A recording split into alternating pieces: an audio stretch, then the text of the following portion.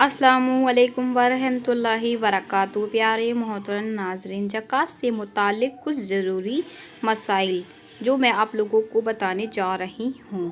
पहला सवाल ये है कि जेवरात पर ज़कात होगी कि नहीं होगी। ख्वातीन के पास जो जेवरात होते हैं उन पर भी ज़कात होगी। बाज़ दफ़ा ख्वातीन पूछती हैं कि हमने तो अपनी बच्ची की शादी के लिए रखा है, ये पैसा तो हमने बच्ची की शादी के लिए रखा था। तो ये बात अच्छे से तरीके से समझ लीजिए। बच्ची की शादी के लिए या किसी भी काम के लिए आपके पास जेवर हो या सोना हो, चांदी हो, चाहे वो जेवर की शक्ल में हो, बिस्कुट या डली की शक्ल में हो, बहरहाल हर सूरत में वो ज़कात में काउंट होगा और आपको उस पर ज़कात देनी होगी। ख्वातीन को चाहिए कि ज़कात बहुत एहतियात से निकाले, सही तरीके से उसका हिसाब लगाए। अच्छा सोना और चांदी से सिलसिले में ये बात समझ लीजिए कि सोने के बराबर जो ये कहा जाता है कि 7 तोला सोना हो तो तब है जब सोने के अलावा कोई और चीज़ आपके पास बिल्कुल ना हो, चांदी भी नहीं हो, 1 रुपया भी आपके पास नहीं हो, डॉलर पाउंड भी आपके पास नहीं हो, सिर्फ सोना ही सोना, तब फिर हिसाब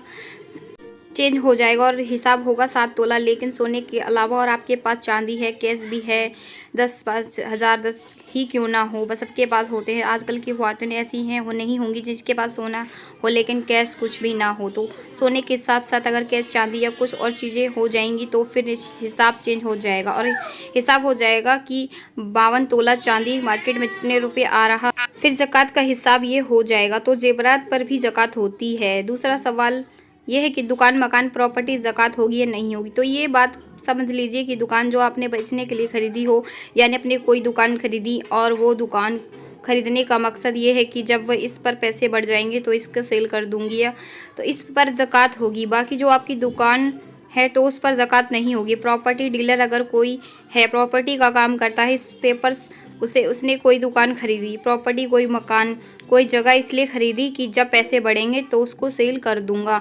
तो प्रॉपर्टी कमाने के लिए अगर कोई दुकान, मकान, प्रॉपर्टी खरीदी गई है तो उस पर ज़कात होगी। वाकई आपने रहने के लिए मकान ख़रीदा है तो उस पर ज़कात नहीं होगी, चाहे अपने 2 मकान खरीदे हो, चाहे अपने 3 मकान खरीदे हो। लेकिन अगर आपकी नीयत उसको पैसे बढ़ाकर बेचने की थी कि जब इस पे पैसे बढ़ेंगे तो बेच दूंगा, इस पर ज़कात होगी।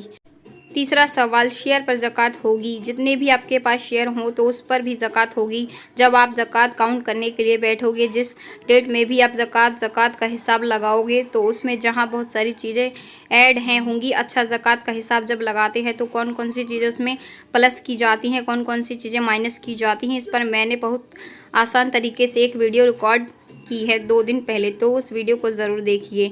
और हाँ, आप यूट्यूब पर भी सर्च कर सकते हैं डोली खान इस्लामिक चैनल, हिसाब लगाने का आसान तरीका, तो आपको बहुत आसानी से समझ में आ जाएगा कि ज़कात में कौन कौन सी चीज़ें प्लस करनी है और कौन कौन सी चीज़ें माइनस करनी है। तो शेयर्स अगर आपके हैं, चाहे वो शेयर्स आपने होल्ड करके रखे हों या आपने शॉर्ट टर्म के लिए, लॉन्ग टाइम के लिए, जब आप ज़कात का हिसाब लगाने बैठोगे तो उस टाइम में आपके पास जितने भी शेयर्स होंगे तो वो भी आपके अकाउंट होंगे।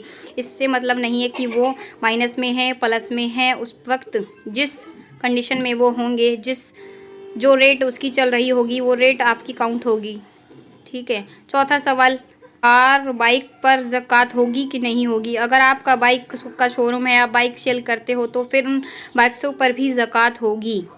कार आप सेल करते हैं, कार का आप सेल करने का आपका एक शोरूम है, या पुरानी कार आप सेल करते हो तो वो भी, उन पर भी ज़कात होगी। बाकी आप बाइक चला के कमाते हो, जैसे कि जोमेटो डिलीवरी वगैरह बाइक जो होते हैं, बाइक चला के कमाते हैं, तो वो बाइक पर ज़कात नहीं होगी।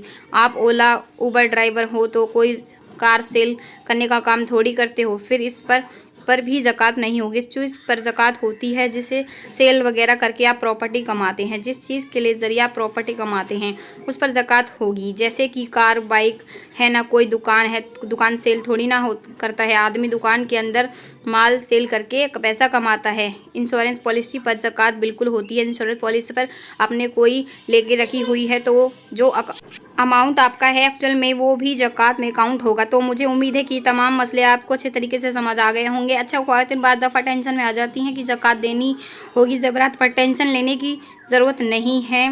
ज़कात देने से माल अल्लाह व तबारक व ताला बढ़ाता है। ज़कात से माल में बरकत होती है और ये माल भी तो अल्लाह का दिया हुआ है। जब सब कुछ अल्लाह का दिया हुआ है तो हमें क्या मुश्किल है, ज़कात दीजिए। अच्छा, ज़कात देने में ये भी ख्याल रखिए कि आप जिसको ज़कात दे रहे हो, ज़कात देने के वक्त आपकी नीयत ज़कात की होनी चाहिए, दिल में आपकी नीयत होनी चाहिए। मान लीजिए आप 2.5 अगर किसी को दे रहे हो तो देते टाइम आपकी ज़कात की नीयत होनी चाहिए। आप जिसको दे रहे हो उसको बताने की ज़रूरत नहीं है कि भाई साहब ये ज़कात है। आप उसको तोहफ़ा भी बोल सकते हो, लो भाई मेरी तरफ से रख लो ये यार, अपनी कुछ मदद पूरी कर लेना, ठीक है। तो ये ज़कात के कुछ ज़रूरी मसाइल थे जो मुझे उम्मीद है कि आपको अच्छे तरीके से ये तमाम मसले समझ आ गए होंगे।